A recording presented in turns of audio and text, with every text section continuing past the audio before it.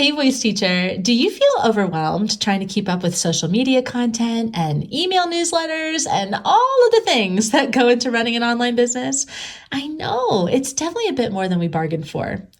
But here's the good news. Doing all the things is actually really easy when you know why you're doing it and you have a strategy around it. This allows you to focus on the right things and ensures that your business is actually growing. And in income, not in Instagram followers. So in this episode, we're defining and demystifying funnels. So if you've ever felt weird about funnels, or maybe you've heard about this, but you don't really understand what it all means, trust me when I say funnels are your friend. Let's dive into why. This podcast is for professional voice teachers to answer the question, how do I grow my teaching business and even break out of that one-on-one lesson model so that I can reach and teach who I want whenever I want. I'm your host, Allie Tyler, voice teacher of over a decade and marketing and business coach for fellow voice teachers. Welcome to the Voicepreneur Podcast. Hey, voice teacher. Welcome back to another episode of the Voicepreneur Podcast. I hope that you are doing well and that you are enjoying this beautiful day wherever you are at in the world. It is a beautiful day, even if it is raining, even if it is snowing or hailing as it does here in the crazy mountain towns of Colorado. It is always a beautiful day. Why? Because we are alive. And isn't that amazing to be alive? It really is an amazing thing. So let's see. No real segue into this topic because this topic is kind of hard to segue into. It's a weird one. We are talking about funnels. We're talking about a very fancy schmancy word for an onboarding process. That's what a funnel is. And an onboarding process is a fancy schmancy word for basically the process that someone goes through to buy your thing. That's all a funnel is. You may have heard of this term. You may not like the term. I know that for me, I've had to do a lot of mindset shifts around funnels because I've had some weird experiences with it in the past. So if that is you, I totally understand. And I hope that this episode helps kind of demystify and debunk any perceptions that you already have about funnels. So the reason why I think a lot of us actually have weird perceptions around funnels is truly because it kind of feels a little, slimy, maybe a little manipulative, but it's not those things when you do it well, I promise. And I think that we think that because anytime that we are basically leading somebody to buy the thing that we want, it brings up a lot of discomfort for us. We all feel a little uncomfortable pitching our product, pitching our program, pitching our thing, whatever our thing is. It's uncomfortable. It's uncomfortable to sell things. And that's normal. So I think that because we have this natural discomfort around selling, we often associate a funnel, again, that process that we lead someone through to buy the thing, as equally uncomfortable. It makes us feel like we are, like visually speaking, like an actual funnel or a tunnel, similar things. We are trapping somebody inside of this cylinder, what's the word? Cyclical, a cylinder, a thing that you can't get out of. Until they reach the end, right? That's how tunnels and funnels are. Wow, my terminology is not that great right now, but you understand what I am saying. So I think because of that, we assume that a funnel is a negative thing. We don't want to trap somebody in this thing where the only way out is through. But that's not a very helpful image. That's not something that feels good. What if instead we changed our perception of funnels to be literally just building a relationship with someone?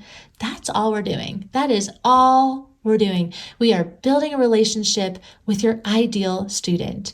And the reason we want to do this is because they need to trust you in order to pay you. People need to trust that what you are offering them is something that is going to benefit them. So they take out their credit cards and they pay you, hoping that that is the case, right? They're not typically going to do this. And when I say they, I mean we, because we're all consumers. We are not going to do this unless we really have this feeling, a trusting feeling that we will be taken care of by whatever it is that we are buying, right? So that means all you're doing is establishing that trust. You are building a relationship with them. That is what a funnel does. It takes someone from being a follower to a lead to a paying customer or client. And it's a funnel because it's intentional in its mission. It has one job. That's why it's a funnel. There is a result at the end, right? It has one job. The one job is to get paying people. That's it. It's to convert people. Now, that's going to sound all uncomfortable when you're like, but they're people. They're not just conversion rates. They're not just numbers. And you are super right. You know that this is all about serving and giving. Yes, of course. And business is business, my friend. We have to look at conversion rates. We have to look at numbers. We have to make sure that we are making money. Otherwise, we don't have a business. You have a hobby. Difference. So that means the funnel's mission is to get paying people. That's its mission. Now, the biggest mistake that people make when they are approaching this funnel, and I'm talking to voice teachers, I'm talking to business owners, coaches, the whole nine, right? It's just a common mistake that we all make, is that we look at our funnel as if we're driving a car rather than flying a plane. So here's what I mean by that. What I mean is that we tend to only see what's in front of us rather than looking at everything from a bird's eye view. We want to be looking at our business from the bird's eye view, from the plane, not the car, right? When we look at everything at a higher level, we can see why we're doing the things that we're doing. And that is going to ensure that we grow our business because everything has an intention and we are not wasting time on things that don't actually help our business grow. So it is super important that we look at our funnel as if we are flying in a plane. We know exactly where we're going. We know what the result is that we are trying to get, and we know how to get there, right? So how do we do this? We start backwards. Where are you trying to go? What do you want? Well, ultimately, what we want is for people to buy your thing, right? So as you're listening to this, you can be thinking about that. What is your thing?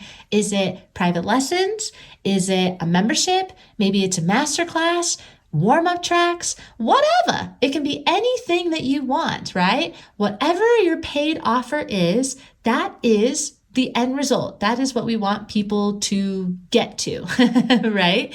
Now we have to work our way backwards. So we ask ourselves, what do we need for them to buy the thing? We really need two things. Number one, a place for them to buy it, aka a sales page, a checkout page, just a place where that transaction happens, right? And then the second thing is that they need a reason to buy it. And that is your job. This is where the magic of the funnel comes into play. People always need a reason to buy whatever it is that you have to offer. So it is your job as the teacher and the influencer and the business owner to make sure that they have a reason. And that means we need to address their thoughts, their questions, and their objections. This is a really good place to be writing notes. If you're not already, and if you're driving, that's totally fine. Make sure to save this episode so that you can refer to it later. But really, you want to be addressing their thoughts, their questions, and their objections. Again, we need to be building a relationship with them. You want to help them know that they are in good hands. And we do that by showing them that we can solve their problems, right? That is what business is all about. We are solving people's problems. So you got to know what their problems are. What are the things that they are struggling with, right? We've talked about this ad nauseum. And if you haven't listened, be sure to go and check out any of the previous episodes on identifying and clarifying your ideal student, because that's where all of this magic comes into play. But ultimately, the way that we do this, the way that we address their thoughts and their questions and their objections is through content. That's it. Your content is what drives them to go from knowing you to liking you to trusting you. That's how it all works. And without content, we're left to relying on word of mouth referrals. Now, that's not necessarily a bad thing. You may be listening to this and being like, I have no content. I have no Instagram. Bah! And that's fine. You don't have to if word of mouth referrals are your jam. But hey, let's be real. Is that dependable? I don't know. Everyone's different. But this is really about giving yourself options here. So that might mean branching out and making some content. Now, let's get back to that bird's eye view and see how content actually fits inside of the funnel. So we want the content to lead people to your paid offer, ultimately. That's like the ultimate job, right? Again, we're always thinking about where do we want people to go? We want them to go to the paid offer. So there are 3 different types of content that help us do that. Number 1, we have legacy content. Number 2, social media content. And number 3, email content. So legacy content, this is just my own terminology for how I like to think about this type of content. It's the content that you want to be known for. It's your legacy. It's what people will find when they Google search you or your brand, right? So this is typically longer form content, and it's usually in the form of a podcast or a YouTube video. You can think about that as an audio long form content or video long form content, right? Now, this also means that there is a commitment factor to this. You are committing to posting legacy content either weekly or bi-weekly. Can you post it less than that, maybe once a month? Yes, absolutely. But you're not going to see that fast of growth. Like, I'm gonna be real, if you're only posting once a month, you're not as memorable as somebody who is posting every week, right? I post on the Voicepreneur Podcast. This is my legacy content every single week because it really does help. I mean, truly, it's where I get a lot of leads for the things that I offer. And I am making a commitment to you by saying, hey, I know that you are invested in listening to this podcast and, paying attention to these things. And since you are invested, I want to invest in your growth, and I invest in showing up for you every week. That helps build a trusting relationship immediately. So just keep that in mind. You don't have to do it every week, but holy guacamole, does it really help. Now, here's the other thing. Your legacy content speaks directly to the thoughts and the questions and the objections that the people have related to your paid offer, right? This is the whole point of content. We want to address these things. That way, it is a natural thought process for them to want to buy whatever it is that you are offering. And you guessed it, you're going to be pitching what it is that you offer and talking about your paid offer in all of your legacy content. Because why not? That's what it's for, right? You want to lead people to what it is that you're selling. And if you're selling something, you should talk about what you're selling so that people know to actually go and buy it. But it's not going to feel weird because your legacy content is in alignment with what it is that you offer, right? It makes sense. It's all feeding each other. Which leads me to the next part, which is social media content. This is the second type of content that you could be using. So here's my jam with social media content. Everybody's different, but I'm going to just tell you my jam with it. And it's really helped me in terms of my marketing strategy and just having a good relationship with it in general. Social media content is the content that you post that leads people to your legacy content. It can also, of course, lead them to your paid offer and your freebie, which we'll talk about in just a second. But this is a commercial. It's not your primary source of content because think about it. I mean, even how you interact with these platforms. It's really hard to go through somebody's Instagram account and look for specific pieces of content that, like helps answer or solve a problem of theirs versus going onto a podcast episode or a YouTube video. That's a heck of a lot easier to be searching for than some random Instagram post, right? It's not meant to be a primary source of content. It is actually meant to be set up as a commercial. I mean, think about how Reels are. Reels are short AF videos. And so are commercials.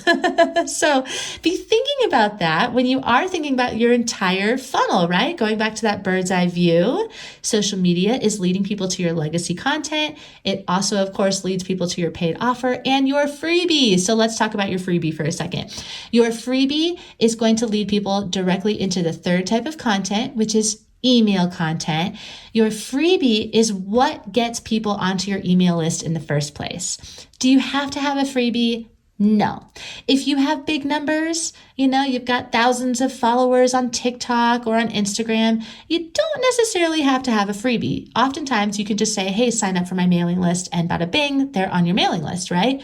But if you don't have big numbers, and you want to curate your community a little bit more than just sign up for my email list, I definitely recommend having a freebie, because a freebie is what starts the relationship with your followers, right? Again, a funnel is all about building a relationship. So your freebie is what bridges the gap between your followers and your leads. It helps curate your community. Now, this is important because your social media following and your friends on Facebook are not your leads. They might be your leads, but oftentimes there's only a small percentage of them that are actually the people who are genuinely interested in what you have to offer and want to learn from and very likely pay you, right? Email is the way that you distinguish who those people are. And thankfully, once someone opts into your freebie, you don't necessarily have to be emailing them every week. You can create a flow that works for you. Maybe you send out a bi-weekly newsletter. Maybe you have an automated sequence of months worth of emails that you have scheduled and are all ready to go.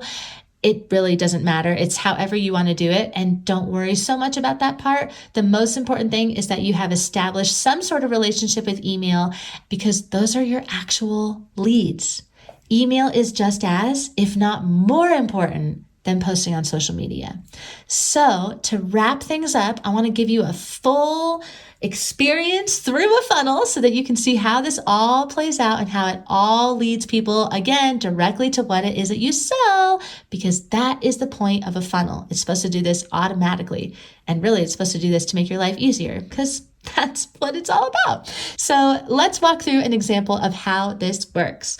Let's say that a follower lands on your Instagram feed and they decide to follow you, right?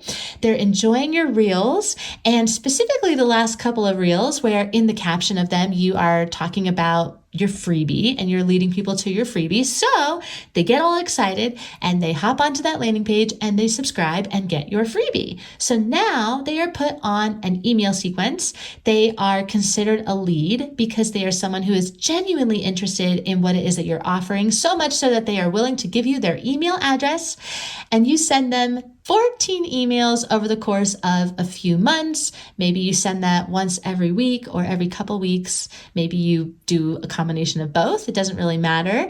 But all of these emails are pre-sequenced and they are sent out. And every email has a call to action. One of those two calls of action is going to be either you are leading people to your legacy content. And in this case, let's say it's a new YouTube video that you publish every week, or that email is going to lead them to your paid offer. And that's it. Those are the only two places that your email is going to take people. So you land on one of the YouTube videos that was sent out inside of this email sequence.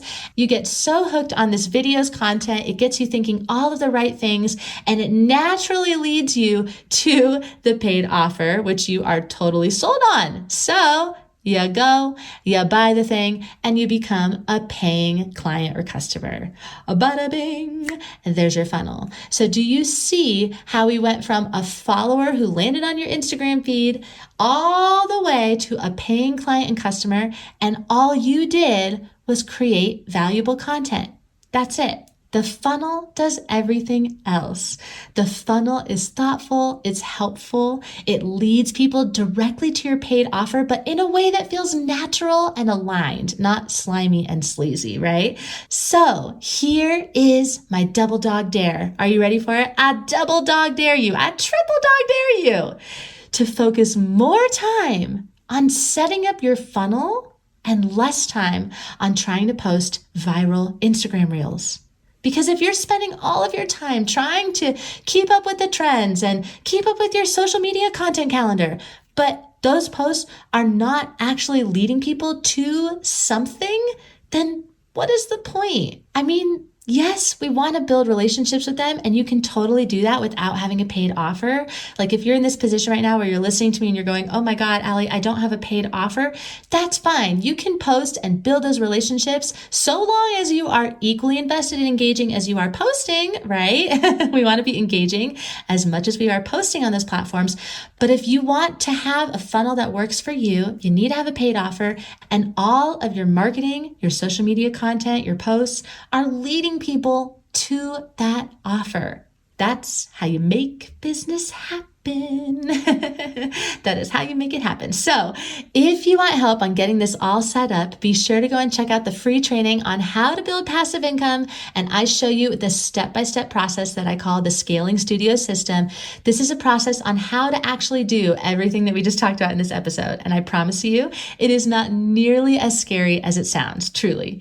If you want to set up a one-on-one call because you want to get straight to the good stuff and you want that customized support, go and check out the links inside of the show notes. I am opening up one-on-one spots, so I would love to chat with you more about your teaching business. As always, I am so grateful that you spent your time with me, and I hope that this episode was helpful, that it wasn't too overwhelming, but that it's starting to turn the wheels of how this online business thing actually works so that you can truly spend your time in the places that matter. Thank you so much as always for tuning in, and I look forward to catching you in the next episode, and I hope that you have a wonderful rest of your day.